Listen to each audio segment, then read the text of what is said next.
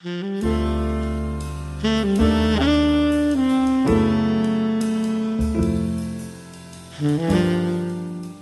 an argument going around these days saying that government has to take over banking and mortgages and oversee all these things because it's rather obvious that you can't trust the people to do it right. There's too much corruption, there's too much immorality going on. That sounds like a convincing argument, except that it's a dangerous one.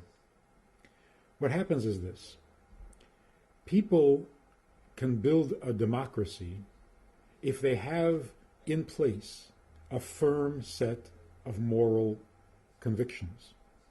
If people are honest because you have to be honest, it's the only way to go, then you can build a society based on trust, on the assumption that people will do the right thing.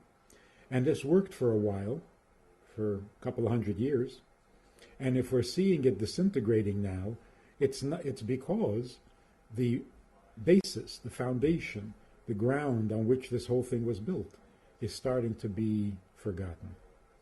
We have to strengthen the biblical convictions that you may not steal and you may not lie and you may not kill and so on and so forth, on which a democracy rests. So if in fact the people are not as moral as they used to be and therefore can't be trusted to do what's best, we also can't trust government to do any better. So the only solution is to go back to the original plan, and that is God wants us to live a certain way, we want to live that way, and we want a government that will help us live up to our own standards. That's how you build a democracy.